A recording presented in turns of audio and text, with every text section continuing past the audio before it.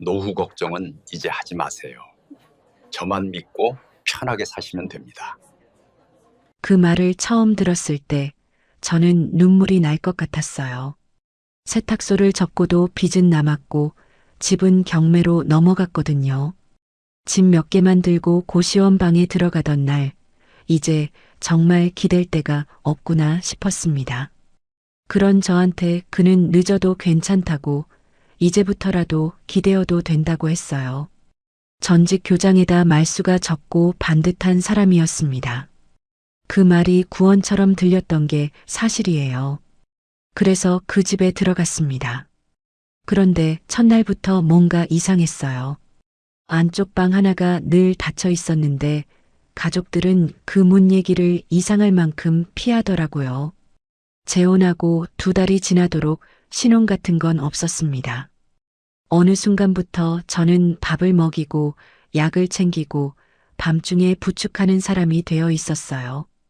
그들은 처음부터 저를 아내 자리가 아닌 다른 자리로 데려온 걸까요?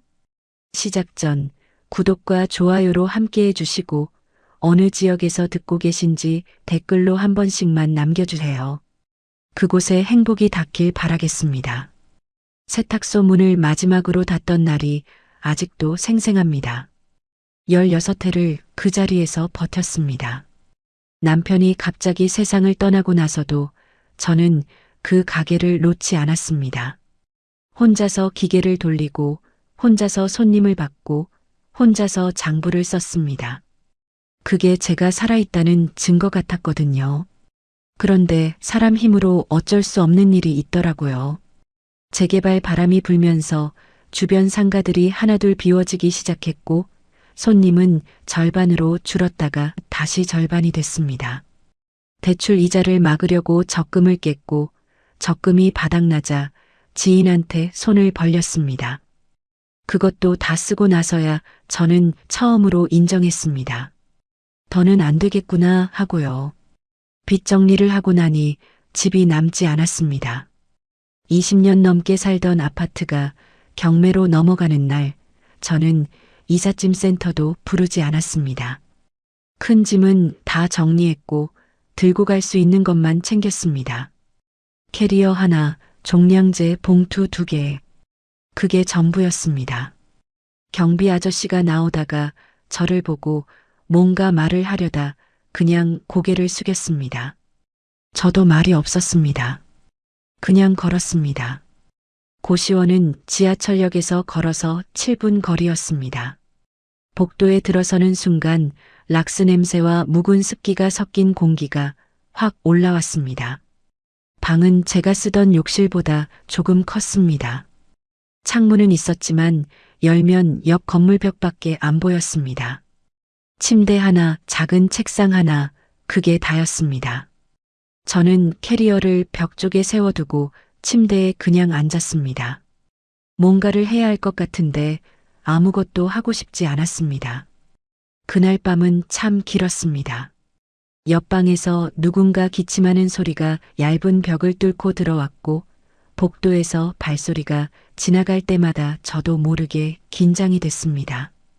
60살 넘어서 이 자리에 앉아 있는 내가 믿기지 않았습니다. 울고 싶었는데 눈물도 안 나왔습니다. 그냥 멍했습니다. 그러다 어느 순간 이런 생각이 들었습니다. 이게 끝이면 어떡하지? 이게 진짜 끝이면. 그렇게 한 달을 버텼습니다. 친구 나영숙이가 전화한 건 그 무렵이었습니다. 나영숙이는 저보다 1살 아래인데 입이 가볍지 않은 사람이에요. 쓸데없이 안쓰럽다는 말을 늘어놓는 스타일도 아니었습니다. 그냥 밥이나 먹자 해서 나갔더니 대뜸 이런 말을 꺼냈습니다. 소라야, 나 아는 분인데 전직 교장이고 지금 혼자야. 만나볼 생각 없어? 저는 처음엔 그냥 웃었습니다. 웃음이 나왔다기보다는 그런 말에 어떻게 반응해야 할지 몰라서요. 그랬더니 나영숙이가 진지하게 말했습니다. 좋은 분이라고요. 겉만 번지르르한 사람이 아니고 조용하고 반듯하다고요. 형편 따위 캐묻는 사람이 아니라고도 했습니다. 그 마지막 말이 저한테는 좀 걸렸습니다. 형편을 캐묻지 않는다는 게 다 알고 있다는 뜻인 건지, 아니면 정말로 그런 걸 신경 쓰지 않는 사람이라는 건지, 며칠을 망설이다 나갔습니다. 약속 장소는 조용한 한정식 집이었습니다. 이태욱 씨는 이미 와서 앉아 있었습니다. 67이라고 했는데 나이보다 차분해 보였습니다. 머리는 반백이었고 옷차림은 단정했습니다. 말을 많이 하는 사람이 아니었습니다. 제가 어색해서 이것저것 묻자 짧게 대답하고 되려 저한테 물어봤습니다. 요즘 어떻게 지내시냐고요? 그냥 지낸다고 했더니 더 캐묻지 않았습니다. 그게 오히려 편했습니다. 밥을 다 먹고 나서 그가 먼저 말을 꺼냈습니다. 솔직하게 말씀드려도 될까요? 저도 혼자 산 지 오래됐고 이제 나이가 나이니까 함께 살 사람이 필요합니다. 조건이나 형편은 저한테 중요하지 않습니다. 그냥 같이 밥 먹고 같이 살 수 있는 분이면 됩니다. 저는 그 말을 듣고 잠깐 시선을 내렸습니다. 심장이 쿵 하고 내려앉는 것 같았습니다. 슬퍼서가 아니라 오랜만에 사람 온기 같은 걸 느껴서요. 그러더니 그가 조용히 덧붙였습니다. 노후 걱정은 이제 하지 마세요. 저만 믿고 편하게 사시면 됩니다. 그 말이 귀에 꽂혔습니다. 노후 걱정은 하지 말라고요. 그 말이 고시원방 냄새랑 겹쳐지면서 저도 모르게 눈물이 차올랐습니다. 억지로 참았습니다. 처음 만난 자리에서 울 수는 없었으니까요. 그냥 조용히 고개를 끄덕였습니다. 2번 더 만났습니다. 2번 다 짧게 만나고 헤어졌습니다. 그는 압박하지 않았고 서두르지도 않았습니다. 그냥 묵묵하고 점잖았습니다. 나영숙이 말이 맞았습니다. 겉만 번지르르한 사람은 아니었습니다. 재혼을 결심한 건 3번째 만남에서 집으로 돌아오는 버스 안에서였습니다. 특별한 계기가 있었던 건 아닙니다. 그냥 더 버티는 게 무슨 의미가 있나 싶었습니다. 고시원에서 혼자 버티는 게 용기인지 아니면 그냥 고집인지 더 이상 모르겠더라고요. 그리고 솔직히 말하면 무서웠습니다. 이 나이에 몸이라도 아프면 정말 아무도 없겠구나 싶어서요. 혼인신고는 조용히 했습니다. 양쪽 다 2번째 결혼이었고 자녀들한테는 이미 알렸다고 했습니다. 따로 상견례도 없었고 식도 없었습니다.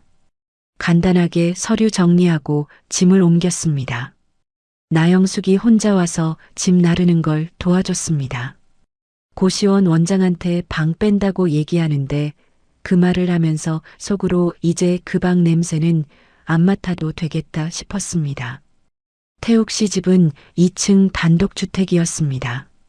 동네는 조용했고 집은 오래됐지만 관리가 잘 된 편이었습니다. 현관에 들어서는데 뭔가 공기가 무거웠습니다. 설레야 할 자리인데 그게 잘 안 됐습니다. 태욱 씨는 짐 놓는 걸 도와주고 2층이 우리 방이라고 했습니다. 저는 짐을 정리하다가 한층 내려와서 집을 둘러봤습니다. 그때였습니다. 거실 끝 복도 안쪽에 문이 하나 있었습니다. 다른 방 문들은 다 열려 있거나 반쯤 열려 있었는데 그 방만 꼭 닫혀 있었습니다. 저는 별 생각 없이 태욱 씨한테 물었습니다. 저 방은요?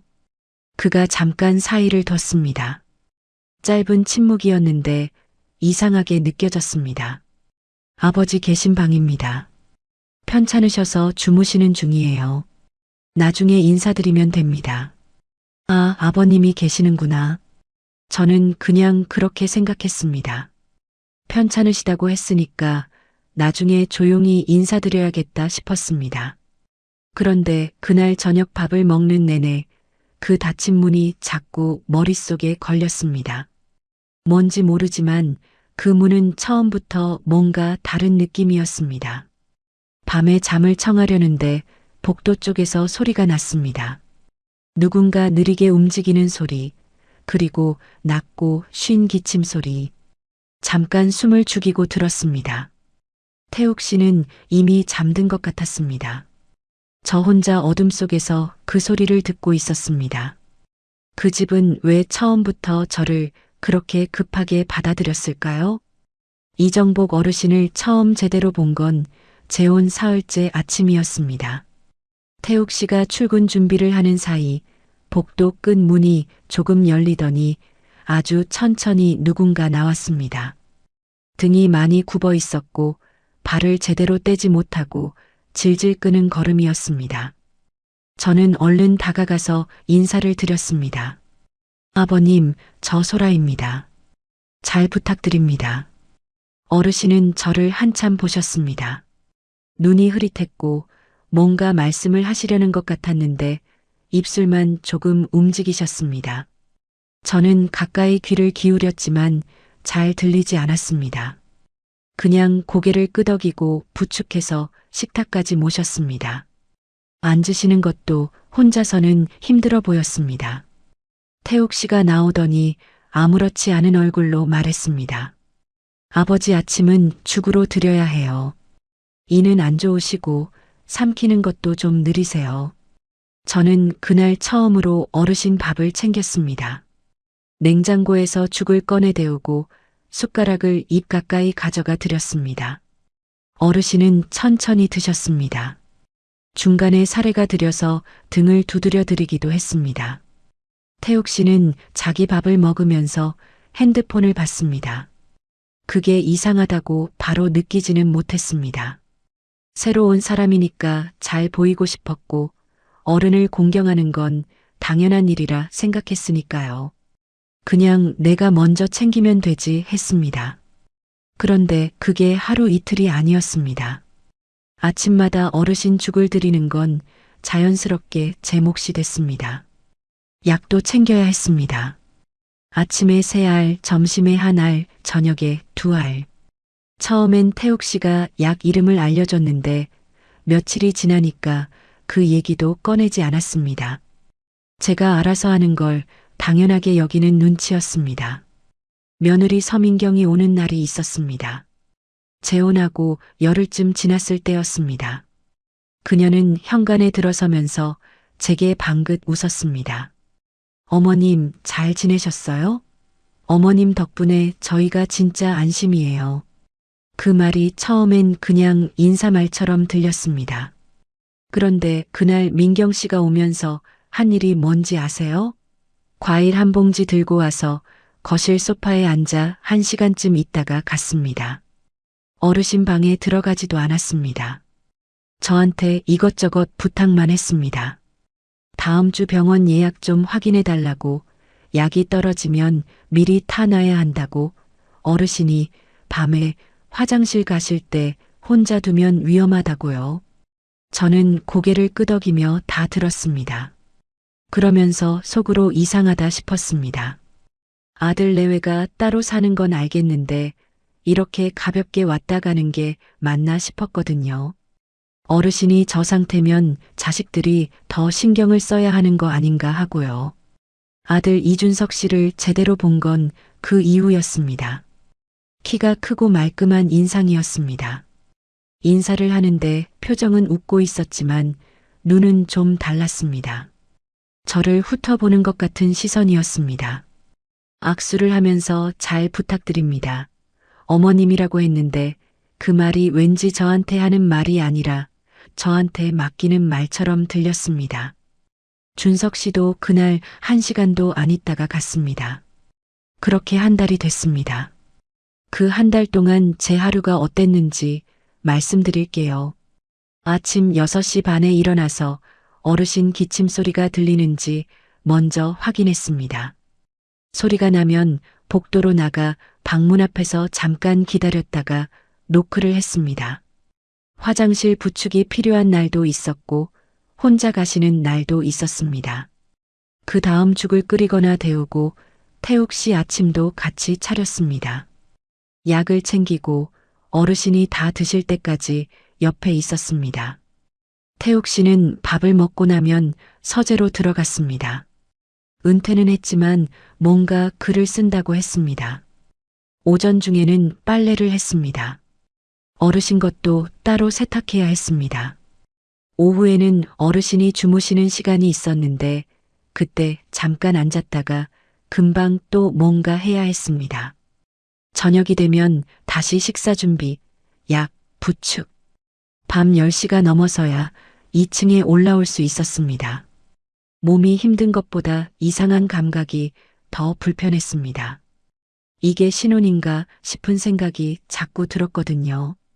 태욱 씨와 단둘이 앉아서 차 한 잔 마신 적이 거의 없었습니다. 저녁을 먹고 나면 그는 서재로 들어갔고 저는 어르신 쪽을 챙겼습니다. 우리 사이에 대화다운 대화가 없었습니다. 어느 날 저녁 용기를 내서 말을 꺼냈습니다. 여보, 아버님 돌보는 게 보통 일이 아니네요.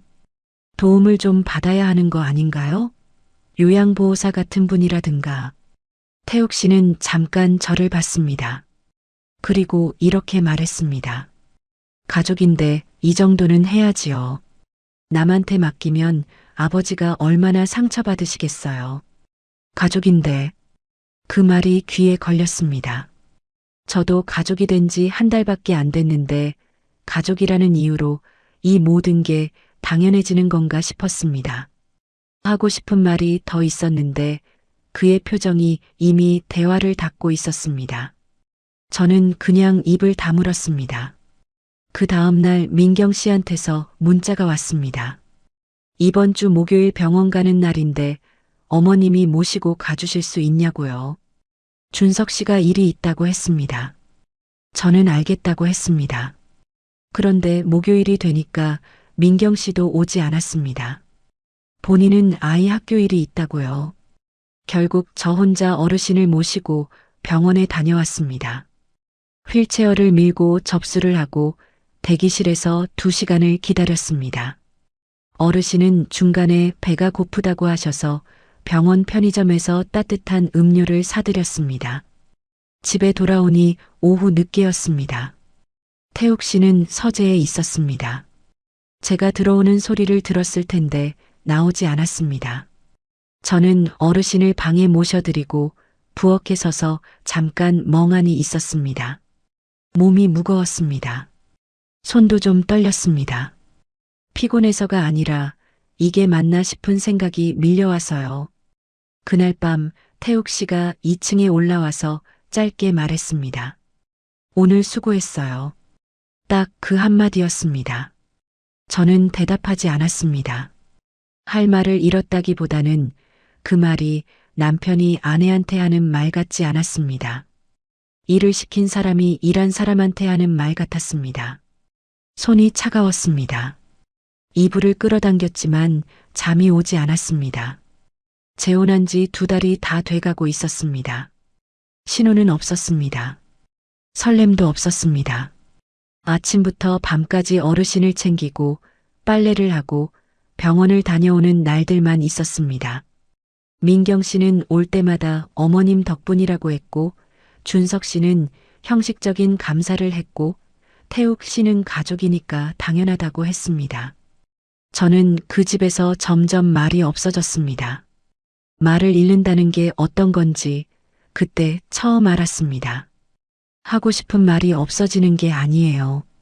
말을 해도 아무것도 달라지지 않는다는 걸 몸이 먼저 알아버리는 거였습니다. 그래서 그냥 하게 됩니다. 아침을 차리고 약을 챙기고 부축을 하고 빨래를 하고 아무 말 없이요. 그 집에서 제가 맡게 된 자리는 정말 아내 자리였을까요? 그날 아침은 유난히 일찍 시작됐습니다. 이정복 어르신 대학병원 진료가 잡혀 있었습니다. 동네 병원이 아니라 시내 큰 병원이었습니다. 전날 밤부터 준비를 해뒀습니다. 진료 기록 복사본, 약 봉투, 건강보험증, 여벌 옷 한 벌. 혹시 오래 걸릴 것 같아서 어르신이 드실 수 있는 부드러운 간식도 작은 통에 담아 가방에 넣었습니다. 자다가도 한번 깼습니다. 혹시 빠뜨린 게 있나 싶어서요. 아침 5시 반에 일어났습니다. 어르신을 씻겨드려야 했습니다. 혼자서는 힘드셔서 수건으로 닦아드리는 정도였는데 그것도 시간이 걸렸습니다. 깨끗한 옷으로 갈아입혀드리고 죽을 조금 드시게 했습니다. 약은 병원 가기 전이라 담당 의사 확인 전까지 오전 약은 잠깐 보류했습니다. 그것도 제가 챙겨야 할 판단이었습니다. 태욱 씨는 그날 함께 가지 않았습니다. 전날 밤에 말했습니다. 나는 오전에 선약이 있어서요. 소라 씨가 모시고 가면 되지요. 준석이한테는 연락해뒀어요. 저는 알겠다고 했습니다. 속으로는 말이 많았지만 밖으로는 꺼내지 않았습니다. 준석 씨가 온다고 했으니까 병원에서 만나면 되겠지 싶었습니다. 휠체어를 접어서 택시 트렁크에 싣는 것도 제 몫이었습니다. 어르신을 뒷좌석에 앉혀드리고 안전벨트를 채워드리고 저는 옆에 앉았습니다. 택시 기사분이 힐끗 보더니 아무 말 없이 출발했습니다. 어르신은 창밖을 멍하니 보셨습니다. 저는 옆에서 흘러가는 풍경을 같이 봤습니다. 병원에 도착하니 벌써 사람이 많았습니다. 휠체어를 펴서 어르신을 앉혀드리고 접수처로 밀었습니다. 번호표를 뽑고 기다렸다가 창구 직원이 저를 불렀습니다. 보호자분이세요? 네, 그렇습니다. 직원이 화면을 들여다보더니 말했습니다. 환자분 주 보호자가 이준석 씨로 등록되어 있는데요. 혹시 관계가 어떻게 되세요? 저는 잠깐 멈칫했습니다. 배우자입니다. 며느리 자리입니다. 직원은 별 표정 없이 고개를 끄덕이고 접수를 처리했습니다. 그 짧은 순간이 이상하게 오래 남았습니다. 주 보호자가 따로 있다는 말이 뭔가 저를 정해 내리는 것 같았습니다. 저는 보호자이긴 한데 주 보호자는 아닌 사람, 그냥 데려온 사람. 대기실로 돌아와 어르신 옆에 앉았습니다. 번호가 불릴 때까지 한참 기다려야 했습니다. 어르신은 중간에 졸다 깨다를 반복하셨습니다. 저는 가방에서 간식통을 꺼내 작게 한 조각 드렸습니다. 어르신이 천천히 드시는 걸 보면서 저는 무슨 생각을 했는지 잘 모르겠습니다. 그냥 멍했습니다. 준석 씨가 온 건 대기 번호가 거의 다 됐을 때였습니다. 정장 차림에 서류 가방을 들고 들어왔습니다. 저를 보더니 가볍게 고개를 숙였습니다. 어머님, 오래 기다리셨죠? 제가 좀 늦었네요. 저는 괜찮다고 했습니다. 어르신이 준석 씨를 보시더니 손을 뻗으셨습니다. 준석 씨가 손을 잡고 아버지, 저 왔어요 했습니다. 그 장면은 자연스러웠습니다. 아들과 아버지 사이가 맞았습니다. 저는 그 옆에서 조금 비켜 앉았습니다. 번호가 불렸습니다. 저는 일어나서 휠체어를 밀기 시작했습니다. 진료실 앞까지 함께 갔습니다. 그런데 진료실 문 앞에서 준석 씨가 저를 향해 말했습니다. 어머님은 여기서 기다리시면 될 것 같아요. 상담은 제가 들어가겠습니다. 그 말이 떨어지는 순간 주변 대기 의자에 앉아있던 사람들 시선이 저한테 쏠리는 게 느껴졌습니다. 제가 예민한 게 아니었습니다. 실제로 몇 사람이 고개를 들었습니다. 어떤 분은 저를 보다가 시선을 피했습니다. 저는 아침 5시 반부터 일어나서 어르신을 씻겨드리고 옷을 갈아입혀드리고 죽을 드시게 하고 택시에 태우고 휠체어를 밀고 2시간 가까이 기다렸습니다.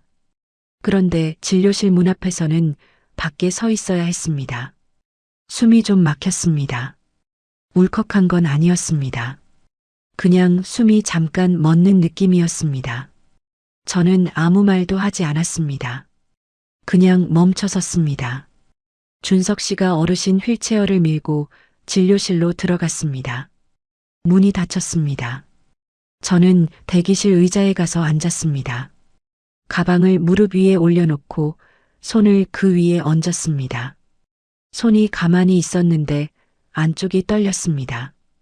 바깥으로는 안 보였겠지만 저는 알았습니다. 옆자리에 앉아있던 할머니 한 분이 저한테 조용히 물었습니다. 보호자 아니세요? 네, 맞습니다. 그럼 왜 못 들어가요? 저는 뭐라고 대답해야 할지 몰랐습니다. 잠깐 있다가 그냥 웃었습니다. 모르겠다고요. 그 할머니는 더 묻지 않으셨습니다. 저도 더 말하지 않았습니다. 진료는 30분쯤 걸렸습니다.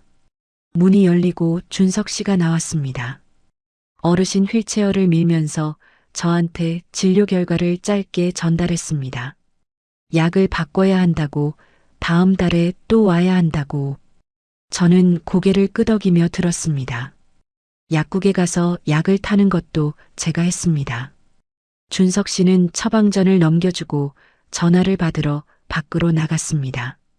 저는 약사 선생님한테 복약 안내를 받고 약 봉투에 언제 어떻게 드려야 하는지 직접 메모했습니다. 약국 의자에 앉아서 어르신 옆을 지켰습니다. 집에 오는 길에 준석 씨는 자기 차로 먼저 갔습니다. 오후 약속이 있다고 했습니다. 저는 다시 택시를 잡아 어르신을 모시고 돌아왔습니다. 현관에 들어서는데 태욱 씨가 거실에 앉아 있었습니다. 다녀왔어요? 힘들었겠다. 저는 신발을 벗으면서 대답했습니다. 네. 딱 그 한마디만 했습니다. 더 할 말이 없었습니다. 어르신을 방에 모셔드리고 손을 씻고 부엌에 서서 잠깐 물을 마셨습니다. 목이 잠겨 있었습니다. 물을 마셔도 잘 내려가지 않는 것 같았습니다. 그날 밤이었습니다. 잠을 못 자겠더라고요. 천장을 보면서 오늘 하루를 돌이켜봤습니다. 진료실 문 앞에서 밖에 서 있었던 장면이 자꾸 떠올랐습니다. 준석 씨가 저를 세워두고 들어갔을 때, 대기실 사람들이 저를 봤을 때, 그게 계속 머릿속에 맴돌았습니다. 저는 아침부터 저녁까지 어르신 곁에 있었는데 정작 보호자 자리에서는 밀려났습니다. 그게 단순히 준석 씨가 아들이라서 그런 건지 아니면 처음부터 저는 그 자리에 없어도 되는 사람이었던 건지 그게 구분이 안 됐습니다. 서랍에서 낡은 수첩을 꺼냈습니다. 남편 떠나고 세탁소 운영하면서 쓰던 거였습니다. 가계부처럼 쓰던 수첩인데 뒷장이 많이 남아 있었습니다. 저는 그날 날짜를 쓰고 오늘 있었던 일을 짧게 적었습니다. 병원에 몇 시에 가서 어떻게 접수를 했고 진료실 앞에서 무슨 말을 들었는지 준석 씨가 뭐라고 했는지 쓰다 보니 손이 좀 진정됐습니다. 다음 날도 썼습니다. 그 다음 날도요. 어르신 약을 몇 알 드렸는지 밤중에 몇 번 일어났는지 민경 씨한테서 무슨 문자가 왔는지 별것 아닌 것 같아도 다 적었습니다. 쓰는 게 습관이 됐습니다. 왜 그랬는지 그때는 몰랐습니다. 그냥 기록하지 않으면 제가 여기서 뭘 하고 있는지 아무도 모르겠다 싶었습니다. 저 자신도 잊어버릴 것 같았습니다. 그래서 썼습니다. 날짜 옆에 오늘도 아침 5시 반이라고 썼습니다. 그게 나중에 어떤 역할을 하게 될지는 그때는 몰랐습니다. 왜 저는 돌봄은 맡고도 보호자 자리에선 늘 밀려나야 했을까요? 수첩을 쓰기 시작하면서 달라진 게 있었습니다. 전에는 그냥 흘려보냈던 것들이 눈에 걸리기 시작했습니다. 말 한마디, 표정 하나, 누군가 자리를 피하는 타이밍 같은 것들이요. 예민해진 게 아니었습니다. 오히려 반대였습니다.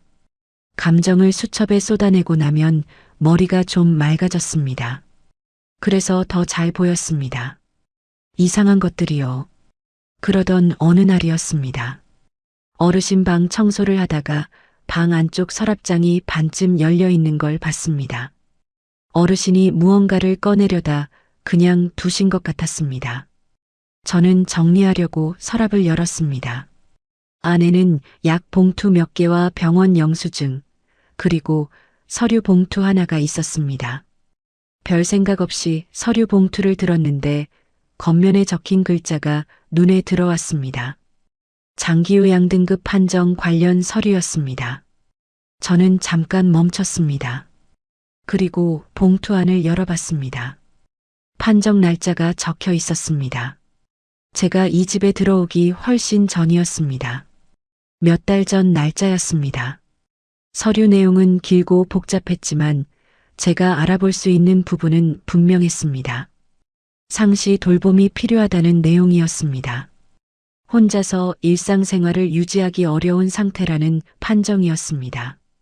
저는 그 자리에 서서 그 서류를 2번 읽었습니다. 그러니까 태욱 씨는 알고 있었다는 겁니다. 아들 준석 씨도 알고 있었고 며느리 민경 씨도 알고 있었을 겁니다. 이미 판정이 나와 있었으니까요. 상시 돌봄이 필요한 어르신이 집에 계신다는 걸 저는 재혼하고 나서야 알았는데 그들은 몇 달 전부터 알고 있었습니다. 그리고 저는 그 몇 달 뒤에 이 집에 들어왔습니다. 손이 조금 떨렸습니다. 서류를 다시 봉투에 넣고 서랍에 넣었습니다. 청소를 마저 했습니다. 아무렇지 않은 척 했지만 머릿속은 계속 돌아가고 있었습니다. 그날 저녁 수첩에 적었습니다. 장기요양 판정 서류, 날짜, 내용 요약. 짧게 썼습니다. 손이 떨려서 글씨가 좀 삐뚤어졌습니다. 그 뒤로 며칠이 지났습니다. 민경 씨가 또 왔습니다. 이번에는 아이를 데리고 왔습니다. 초등학생쯤 돼 보이는 아이였는데 어르신 방에 잠깐 들어가 인사를 드리고는 거실에서 핸드폰을 봤습니다. 민경 씨는 부엌에서 저랑 같이 차를 마셨습니다. 이런저런 이야기를 하다가 민경 씨가 핸드폰을 들고 잠깐 자리를 비웠습니다. 전화가 온 것 같았습니다. 저는 부엌에서 컵을 씻고 있었습니다. 물소리 때문에 처음엔 잘 안 들렸습니다. 그런데 물을 잠그고 나니까 복도 쪽에서 민경 씨 목소리가 들렸습니다. 통화 중이었습니다. 목소리를 낮추긴 했는데 집이 크지 않으니까 들렸습니다. 그러니까요. 이번엔 좀 오래 버틸 것 같아요. 저는 손을 멈췄습니다. 전부는 2달도 안 됐잖아요. 이번엔 좀 다른 것 같아서요. 전분. 그 말이 귀에 꽂혔습니다. 저 이전에 누군가 있었다는 말이었습니다. 그리고 그 사람은 2달도 안 됐다고 했습니다. 버텼다는 표현을 썼습니다. 버텼다는 말은 누군가 이 집에서 어떤 역할을 하다가 나갔다는 뜻이었습니다. 민경 씨가 통화를 마치고 부엌으로 돌아왔습니다. 저는 아무렇지 않은 표정을 유지했습니다. 차를 다시 따르면서 웃었습니다. 민경 씨도 웃으면서 앉았습니다. 우리는 아무 일 없었던 것처럼 이야기를 계속했습니다. 그날 밤 수첩에 그 말을 그대로 적었습니다. 이번엔 오래 버틸 것 같다고, 전부는 2달도 안 됐다고, 날짜를 쓰고 옆에 물음표를 하나 크게 그었습니다. 잠이 안 왔습니다. 천장을 보면서 생각했습니다. 처음부터 다시 짚어봤습니다. 나영숙이가 저를 소개시켜 준 게 언제였는지, 태욱 씨가 형편을 묻지 않았다는 게 처음엔 배려처럼 느껴졌는데 지금 생각하면 다른 것 같았습니다. 형편을 물을 필요가 없었던 거 아닐까요? 어차피 이 집에 들어오면 자연스럽게 어르신을 돌보게 될 테니까요. 고시원에서 혼자 버티는 저한테 노후 걱정은 하지 말라고 했습니다. 그 말이 얼마나 크게 들렸는지 저는 압니다. 그 말 한마디에 저는 무너졌습니다. 아니, 기댔습니다. 그게 계산된 말이었다면, 처음부터 저 같은 처지의 사람을 노린 거였다면, 숨이 잘 안 쉬어졌습니다. 이불을 걷어내고 일어나 앉았습니다. 창문을 조금 열었습니다. 밤 공기가 차가웠습니다. 그걸 마시면서 천천히 숨을 골랐습니다. 다음 날부터 수첩 쓰는 방식이 바뀌었습니다. 감정은 빼고 사실만 썼습니다. 몇 시에 일어났는지, 어르신한테 무슨 약을 몇 알 드렸는지, 병원을 몇 번 갔는지, 누가 무슨 말을 했는지 민경 씨 문자 내용도 옮겨 적었습니다. 태욱 씨가 한 말도 날짜 옆에 썼습니다. 가족인데 이 정도는 해야지라는 말도 썼습니다. 오늘 수고했어요. 딱 그 한마디 뿐이었다는 것도 썼습니다. 병원 다녀온 날은 따로 표시했습니다. 몇 시에 출발했고 몇 시에 돌아왔고 준석 씨가 진료실에 들어갈 때 저한테 뭐라고 했는지도 썼습니다. 어르신 약 처방이 바뀐 날도 기록했습니다. 약국 영수증은 챙겨서 수첩 뒤편에 끼워 넣었습니다. 핸드폰 문자도 다시 봤습니다. 민경 씨한테서 온 것들, 준석 씨한테서 온 것들, 병원 예약 확인해 달라는 것, 약 미리 타놔 달라는 것, 이번 주는 못 간다는 것, 삭제하지 않고 닫았습니다. 하루하루가 쌓였습니다. 수첩 뒤편이 채워지면서 저는 제가 이 집에서 무슨 일을 해왔는지 눈으로 볼 수 있게 됐습니다. 재혼한 날부터 그날까지 빠진 날이 거의 없었습니다.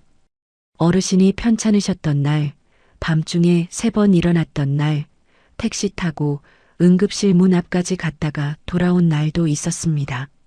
그날도 태욱 씨는 서재에 있었습니다. 기록을 들여다보면서 저는 처음으로 숫자가 아닌 무게를 느꼈습니다. 이게 쌓였구나. 내가 이걸 다 해왔구나. 그리고 이게 아무도 모르게 그냥 사라지면 안 되겠구나 싶었습니다. 어느 저녁이었습니다. 태욱 씨가 서재에서 나오다가 제가 식탁에서 수첩을 들여다보는 걸 봤습니다. 뭐 써요? 그냥 메모요. 태욱 씨는 더 묻지 않았습니다. 냉장고를 열었다가 닫고 다시 서재로 들어갔습니다. 저는 수첩을 덮었습니다. 가방 깊숙한 곳에 넣었습니다. 그때부터 수첩은 항상 가방 안에 있었습니다. 제가 그걸 왜 가방에 넣었는지 그때는 뚜렷하게 설명할 수 없었습니다. 그냥 그래야 할 것 같았습니다. 이게 있으면 안 될 것처럼, 누군가 보면 곤란한 것처럼 그런 느낌이 들었습니다. 그리고 그 느낌 자체가 이미 답이었을지도 모릅니다. 저는 사랑받으러 들어온 게 아니라는 걸 이미 몸이 알고 있었던 것 같습니다. 처음부터 저를 아내가 아니라 돌봄자리로 데려온 거라면 저는 언제 돌아서야 할까요? 그날도 병원 가는 날이었습니다. 전달에 담당 의사가 다음 달에 다시 오라고 했으니까 예약은 이미 잡혀 있었습니다. 준비는 당연히 제 몫이었습니다. 전날 밤에 서류를 챙기고 약 봉투를 확인하고 어르신 여벌 옷을 가방에 넣었습니다. 자다가 한번 깼습니다. 지난번처럼 뭔가 빠뜨릴까 봐요. 그게 습관이 돼 있었습니다. 병원 가는 전날 밤엔 꼭 한 번씩 깼습니다. 아침 5시 반. 일어나서 어르신 방 쪽에 귀를 기울였습니다. 조용했습니다. 6시가 조금 안 돼서 방문을 조심스럽게 노크했습니다. 어르신이 이미 깨어 계셨습니다. 눈을 뜨고 천장을 보고 계셨습니다. 저를 보시더니 입술을 조금 움직이셨습니다. 말씀은 잘 안 나오셨지만 알아보신다는 건 알 수 있었습니다. 씻겨드리고 옷을 갈아입혀드렸습니다. 죽을 조금 드시게 했습니다. 그날따라 어르신이 잘 안 드셨습니다. 몇 숟가락 드시다가 고개를 저으셨습니다. 억지로 드릴 수 없으니까 따뜻한 물이라도 조금 드시게 하고 약은 병원 다녀오고 드리기로 했습니다. 그것도 제가 판단해야 했습니다. 물어볼 사람이 없었으니까요. 태욱 씨는 그날도 함께 가지 않았습니다. 전날 밤에 이미 말했습니다. 오전에 지인 만날 약속이 있다고요. 저는 알겠다고만 했습니다. 더는 왜 안 가냐고 묻지 않았습니다. 물어봐도 달라지는 게 없다는 걸 이미 알았으니까요. 택시를 불렀습니다. 휠체어를 접어서 트렁크에 싣고 어르신을 뒷좌석에 앉혀드렸습니다. 안전벨트를 채워드리고 저도 탔습니다. 기사분이 출발하면서 백미러로 한번 봤습니다. 저는 창밖을 봤습니다. 병원 도착해서 접수를 했습니다. 이번엔 직원이 주 보호자 얘기를 꺼내지 않았습니다. 그냥 접수 처리가 됐습니다. 번호표를 받아들고 대기실로 갔습니다. 대기실은 그날도 사람이 많았습니다. 어르신을 휠체어에 앉혀드리고 저는 옆 의자에 앉았습니다. 가방을 무릎 위에 올렸습니다. 수첩이 가방 안에 있었습니다. 손이 그 위에 얹혔습니다. 민경 씨가 온 건 한 30분쯤 지나서였습니다. 이번엔 준석 씨 없이 혼자였습니다. 가볍게 손을 흔들면서 걸어왔습니다. 어르신한테 인사를 드리고 제 옆에 앉았습니다. 잠깐 조용히 있다가 민경 씨가 말을 꺼냈습니다. 어머님도 이제 이런 건 익숙해지셔야죠. 저희도 맨날 올 수가 없으니까요. 저는 그 말을 듣고 잠깐 시선을 내렸습니다. 익숙해지셔야 한다고요. 그 말이 이상하게 오래 머물렀습니다. 익숙해진다는 게 뭔가요? 아침 5시 반에 일어나는 게 익숙해지는 건가요? 혼자 택시 타고 병원 오는 게 익숙해지는 건가요? 진료실 문 앞에서 밖에 세워지는 것도요. 저는 아무 말도 하지 않았습니다. 그냥 앉아 있었습니다. 민경 씨는 핸드폰을 꺼내 들었습니다. 번호가 불렸습니다. 저는 일어나서 휠체어를 밀기 시작했습니다. 민경 씨도 따라 일어섰습니다. 진료실 쪽으로 걸어가는데 복도가 좁아서 휠체어 옆으로 나란히 걸을 수 없었습니다. 저는 앞에서 밀고 민경 씨는 뒤를 따라왔습니다. 진료실 문 앞에 섰습니다. 문이 아직 닫혀 있었습니다. 안에서 이전 환자 진료가 끝나길 기다렸습니다. 그 잠깐 사이에 민경 씨가 저한테 말했습니다. 어머님은 여기 계세요. 저 들어가서 상담할게요. 지난번과 똑같은 말이었습니다. 준석 씨 대신 민경 씨가 하는 것만 달랐습니다. 저는 그 말이 떨어지는 순간 이번엔 달랐습니다. 뭔가가 올라왔습니다. 울컥이 아니었습니다. 차갑고 단단한 것이었습니다. 속에서 뭔가가 자리를 잡는 느낌이었습니다. 저는 가방을 열었습니다. 수첩을 꺼냈습니다. 그리고 수첩 뒤편에 끼워뒀던 메모 몇 장도 꺼냈습니다. 병원 다녀온 날짜들, 약 챙긴 기록들, 민경 씨 문자 내용을 옮겨 적은 것들. 민경 씨가 제 손을 봤습니다. 표정이 조금 굳었습니다. 저는 조용히 말했습니다. 목소리를 높이지 않았습니다. 떨지도 않았습니다. 잠깐요. 드릴 말씀이 있습니다. 대기실에서 몇 사람이 고개를 들었습니다. 저는 신경 쓰지 않았습니다. 제가 이 집에 들어온 날부터 오늘까지 어르신 돌봄을 도맡았습니다. 아침마다 일어나서 씻겨드리고 약을 챙기고 밥을 드시게 하고 밤중에 부축하고 병원은 오늘까지 3번째입니다. 3번 다 제가 모시고 왔습니다. 민경 씨가 뭔가 말하려 했습니다. 저는 멈추지 않았습니다. 지난번에 준석 씨가 진료실 앞에서 저를 밖에 세웠습니다. 오늘은 민경 씨가 똑같이 하시려는 거잖아요. 그런데요. 저는 수첩을 들었습니다. 여기에 다 적혀 있습니다. 제가 어르신한테 무슨 약을 언제 드렸는지, 밤중에 몇 번 일어났는지, 병원에 몇 시에 와서 몇 시에 돌아갔는지, 어르신 담당 의사 선생님이 바꾼 처방 내용도 있고, 제가 직접 약사 선생님한테 들은 복약 안내도 여기 있습니다. 그런데 정작 진료실엔 제가 못 들어가는 거예요? 민경 씨 얼굴이 붉어졌습니다. 주변 시선이 느껴졌습니다. 복도 쪽 의자에 앉아있던 어떤 분이 우리 쪽을 바라봤습니다. 저는 한 박자 쉬었습니다. 그리고 말을 이었습니다. 저는 아내로 재혼한 줄 알았습니다. 그런데 아니었습니다. 저는 그 집에서 공짜 간병인이었습니다. 그 말을 하는데 목이 잠기지 않았습니다. 손도 떨리지 않았습니다. 오히려 처음으로 숨이 제대로 쉬어지는 것 같았습니다. 민경 씨는 한동안 아무 말도 못했습니다. 주변을 의식하는 게 눈에 보였습니다. 체면부터 살피는 눈빛이었습니다. 작게 기침을 하더니 목소리를 낮췄습니다. 어머님, 여기서 이러시면 곤란하잖아요. 우리 나가서 얘기해요. 저는 고개를 저었습니다. 곤란한 게 뭔지 저는 잘 모르겠습니다. 저는 그냥 사실을 말한 겁니다. 그때 진료실 문이 열렸습니다. 안에서 간호사 선생님이 환자 이름을 불렀습니다. 저는 수첩을 가방에 넣고 휠체어를 밀었습니다. 진료실 안으로 들어갔습니다. 민경 씨는 잠깐 멈칫하더니 뒤따라 들어왔습니다. 아무 말 없이요. 진료는 담담하게 진행됐습니다. 저는 의사 선생님 질문에 직접 대답했습니다.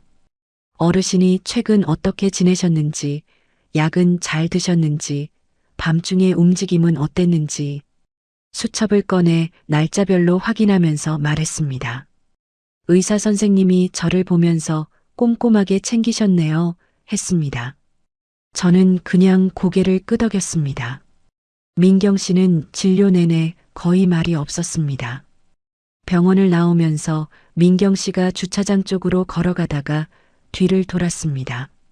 어머님, 오늘 일은 저도 생각해 볼게요. 저는 택시를 부르면서 짧게 말했습니다. 네, 저도 생각해 볼 게 있습니다.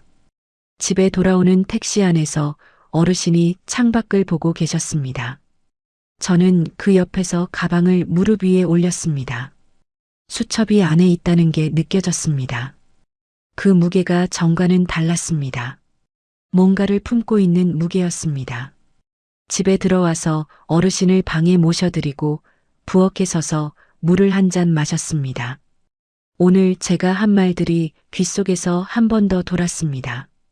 공짜 간병인이었다고. 그 말이 대기실 한가운데서 나왔다는 게 아직도 실감이 안 났습니다. 후회는 없었습니다. 이상하게도요. 태욱 씨는 그날 저녁 늦게 들어왔습니다. 민경 씨한테 연락이 간 것 같았습니다. 표정이 평소와 달랐습니다. 밥을 먹으면서 아무 말도 안 했습니다. 저도 하지 않았습니다. 식탁이 무거웠습니다. 밥을 다 먹고 나서 태욱 씨가 말을 꺼냈습니다. 오늘 병원에서 무슨 일이 있었다고요? 저는 젓가락을 내려놓았습니다. 오해가 아닙니다. 사실을 말했습니다. 태욱 씨가 잠깐 저를 봤습니다. 그리고 아무 말도 하지 못했습니다. 시선을 피했습니다. 그날 밤 진짜 망신당한 사람은 과연 누구였을까요? 병원에서 돌아온 다음 날 아침이었습니다. 저는 평소처럼 5시 반에 눈이 떠졌습니다. 몸이 이미 그 시간에 익어 있었습니다. 알람이 없어도 그 시간이 되면 저절로 눈이 열렸습니다. 그게 습관이 된 지 꽤 됐습니다. 저는 천장을 보면서 잠깐 그대로 있었습니다.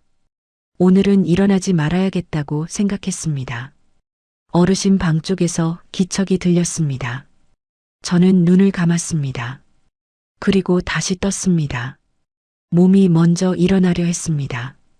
2달 동안 몸에 밴 것이었습니다. 저는 그 몸을 붙잡았습니다. 오늘은 아니다. 오늘은 먼저 생각을 해야 한다.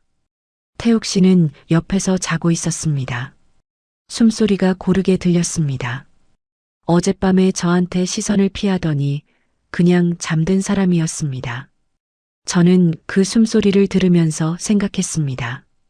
이 사람 옆에서 내가 몇 번이나 더 이 새벽을 맞아야 하는 걸까요? 답이 나왔습니다. 더는 아니다 싶었습니다. 그게 격한 결심이 아니었습니다. 소리가 없었습니다. 그냥 조용히 왔습니다. 물이 그릇에 가득 차면 넘치는 것처럼요. 어느 순간 이미 다 차 있었고 어젯밤에 조용히 넘쳤습니다. 저는 이불을 걷고 일어났습니다. 어르신 방에 먼저 갔습니다. 문을 조심스럽게 열었습니다. 어르신이 깨어 계셨습니다. 저를 보시고 또 입술을 움직이셨습니다. 저는 가까이 다가가서 손을 잡았습니다. 차가웠습니다. 이불을 좀 더 끌어올려 드렸습니다. 어르신, 오늘 아침은 제가 챙겨드릴게요. 죽을 데우고 약을 챙겼습니다. 마지막으로 챙긴다는 생각을 하면서요. 어르신이 천천히 드시는 걸 옆에서 지켜봤습니다. 중간에 사례가 들려서 등을 두드려 드렸습니다. 그 손이 떨리지 않았습니다. 그냥 조용히 두드렸습니다. 식사가 끝나고 어르신을 방에 모셨습니다. 이불을 덮어드리고 잠깐 손을 잡고 있었습니다. 어르신이 저를 보셨습니다. 눈이 흐릿하셨지만 뭔가 아시는 것 같았습니다. 저는 웃었습니다. 진짜 웃음이었습니다. 건강하세요, 어르신. 방문을 닫고 2층으로 올라갔습니다. 짐을 쌌습니다. 많지 않았습니다. 이 집에 들어올 때도 많지 않았으니까요. 옷 몇 벌, 세면도구, 수첩, 핸드폰 충전기. 캐리어에 넣으니까 반도 안 찼습니다. 그 나머지 공간이 이상하게 눈에 들어왔습니다. 2달 동안 이 집에 있었는데 제 것이 이것밖에 없었습니다. 짐이 없는 게 아니라 처음부터 제가 자리를 만들지 않았던 것 같았습니다. 아니, 만들 수 없었겠지요. 캐리어 지퍼를 닫는데 태욱 씨가 2층으로 올라왔습니다. 제 손을 보더니 멈춰 섰습니다. 소라 씨, 지금 뭐 하는 거예요? 저는 캐리어를 세워놓고 돌아섰습니다. 나갑니다. 태욱 씨 얼굴이 굳었습니다. 어제 일 때문에 그러는 거예요? 민경이가 좀 실수한 거잖아요. 오해예요. 저는 고개를 저었습니다. 오해가 아닙니다. 저도 처음엔 오해인가 싶었습니다. 그런데 아니더라고요. 소라 씨가 너무 예민하게 받아들이는 거예요. 살다 보면 그런 일도 있는 거지. 예민하게 받아들인다는 말. 그 말도 수첩에 적어야겠다 싶었습니다. 그런데 이제 적지 않아도 됐습니다. 제 머릿속에 이미 새겨졌으니까요. 태욱 씨, 저는 조용히 말했습니다. 저는 2달 동안 매일 새벽 5시 반에 일어났습니다. 어르신 씻겨드리고 죽 드리고 약 챙기고 밤중에 부축했습니다. 병원은 3번 혼자 모시고 갔습니다. 그런데 진료실엔 2번 다 밖에 세워졌습니다. 장기요양 판정 서류는 제가 들어오기 전부터 나와 있었더라고요. 그것도 저한테 말씀을 안 하셨잖아요. 태욱 씨는 말이 없었습니다. 저를 데려온 이유가 뭔지 이제는 압니다. 모른 척 할 수 없습니다. 그게 아니에요. 소라 씨를 그렇게 생각한 적 없어요. 목소리가 조금 높아졌습니다. 저는 흔들리지 않았습니다. 흔들리지 않는다는 게 차갑다는 게 아니었습니다. 그냥 이미 결정이 서 있으니까 말이 들어올 틈이 없었습니다. 저는 나갑니다. 이혼 절차는 변호사 통해서 진행할게요. 캐리어를 들고 계단을 내려왔습니다. 태욱 씨가 뒤따라 내려왔습니다. 거실에서 또 말을 걸었습니다. 소라 씨, 지금 어디 가려고요? 깔 데도 없잖아요. 그 말이 비수처럼 꽂히려 했습니다. 예전에 저였으면 그 말에 발이 묶였을 겁니다. 갈 데가 없다는 말, 고시원밖에 없다는 말, 그게 무서워서 버텼을지도 모릅니다. 그런데 이상하게도 그 말이 더 이상 무섭지 않았습니다. 고시원으로 갑니다. 저는 현관문을 열었습니다. 신발을 신으면서 짧게 덧붙였습니다. 거기가 더 낫겠습니다. 문이 닫혔습니다. 골목으로 나오니 아침 공기가 차가웠습니다. 캐리어 바퀴가 바닥을 구르는 소리가 났습니다. 저는 걸었습니다. 처음엔 빠르게 걸었습니다. 그러다 조금씩 속도를 늦췄습니다. 뛰어나온 게 아니었으니까요. 제 발로 걸어 나온 거니까요. 나영숙이한테 전화를 했습니다. 신호가 2번 가더니 받았습니다. 소라야, 무슨 일이야? 이 시간에. 영수가 나 나왔어. 잠깐 만날 수 있어? 잠깐 침묵이 있었습니다. 그러더니 나영숙이가 말했습니다. 어디야? 내가 갈게. 카페에서 만났습니다. 나영숙이는 제 얼굴을 보더니 아무 말도 안 했습니다. 그냥 따뜻한 걸 시켜줬습니다. 저는 처음엔 말이 없었습니다. 손으로 컵을 감쌌습니다. 온기가 손바닥으로 올라왔습니다. 그러다 말을 꺼냈습니다. 처음부터 다 얘기했습니다. 서랍에서 봤던 서류, 민경 씨 통화 내용, 병원에서 밖에 세워졌던 일, 어제 대기실에서 제가 했던 말까지요. 나영숙이는 중간에 끊지 않았습니다. 다 들었습니다. 다 말하고 나서 컵을 내려놓았습니다. 나영숙이가 말했습니다. 잘했다. 딱 그 두 마디였습니다. 그 말에 눈물이 차올랐습니다. 울지 않으려고 했는데 그래도 조금 흘렀습니다. 닦았습니다. 나영숙이는 모른 척 해줬습니다. 고시원은 나영숙이가 알아봐줬습니다. 전에 있던 곳 근처였습니다. 방은 조금 달랐습니다. 창문 위치가 달랐고 벽 색깔이 달랐습니다. 그런데 들어서는 순간 이상하게 숨이 쉬어졌습니다. 이 냄새, 이 좁은 공간이 오히려 편했습니다. 아무도 제한테 아무것도 원하지 않는 공간이었습니다. 캐리어를 벽 쪽에 세워두고 침대에 앉았습니다. 예전에 처음 들어왔을 때랑 똑같은 자세였습니다. 그런데 느낌이 달랐습니다. 그때는 끝자리에 몰린 것 같았습니다. 이번엔 달랐습니다. 이건 끝이 아니었습니다. 이혼 절차는 생각보다 오래 걸리지 않았습니다. 재혼 기간이 짧았고 큰 재산이 얽혀 있지 않았습니다. 변호사를 통해서 진행했습니다. 2달 동안 사실상 간병인처럼 일한 목, 이사 비용, 그 정도를 정리해서 받았습니다. 태욱 씨 측에서 처음엔 버텼습니다.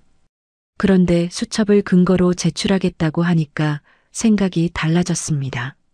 날짜별 기록, 병원 영수증, 문자 내용, 그게 다 있었으니까요. 수첩이 그 역할을 했습니다. 처음에 왜 썼는지도 몰랐던 그 수첩이 결국 제가 2달 동안 무엇을 했는지 증명해 줬습니다. 아무도 알아주지 않을 것 같았던 그 새벽들이 결국 글자가 되어 남아 있었습니다. 절차가 끝나고 며칠 뒤 저는 고시원 방에 앉아서 오래 생각했습니다. 뭘 할 수 있을까? 뭘 하고 싶을까? 세탁소는 다시 할 엄두가 안 났습니다. 몸도 마음도 준비가 안 됐습니다. 그래서 작은 것부터 시작했습니다. 동네 복지관에서 요양보호사 교육과정이 있다는 걸 알았습니다. 저는 신청했습니다. 이상하게 들리실 수 있다는 거 압니다. 공짜 간병인 소리를 들었던 사람이 요양보호사 교육을 받는다고요. 그런데 저는 이렇게 생각했습니다. 그 집에서 한 일이 더럽고 억울한 기억으로만 남는 게 싫었습니다. 그 2달 동안 제가 배운 것들, 어르신 몸 상태 파악하는 법, 약 챙기는 방법, 병원에서 묻고 기록하는 것들, 그게 쓸모가 없는 게 아니었습니다. 제대로 된 자격을 갖춰서 이번엔 당당하게 쓰고 싶었습니다. 고시원 방은 여전히 좁습니다. 창문을 열면 옆 건물 벽이 보입니다. 그런데 이번엔 그 벽이 달라 보였습니다. 갇힌 느낌이 아니었습니다. 이 방은 실패의 끝이 아니었습니다. 처음 여기 들어왔을 때는 모든 게 무너진 자리였습니다. 이번엔 달랐습니다.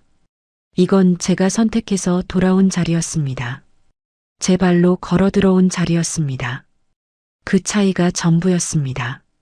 무너진 건 제 인생이 아니었습니다. 저를 공짜 간병인으로 쓰려던 그 집의 계산이 무너진 거였습니다. 저는 그냥 처음부터 다시 시작한 것뿐입니다. 끝까지 들어주셔서 감사합니다. 구독과 좋아요는 다음 이야기를 이어갈 힘이 됩니다. 그리고 주인공에게 한 줄 응원을 댓글로 남겨주시면 그 마음까지 함께 전해두겠습니다.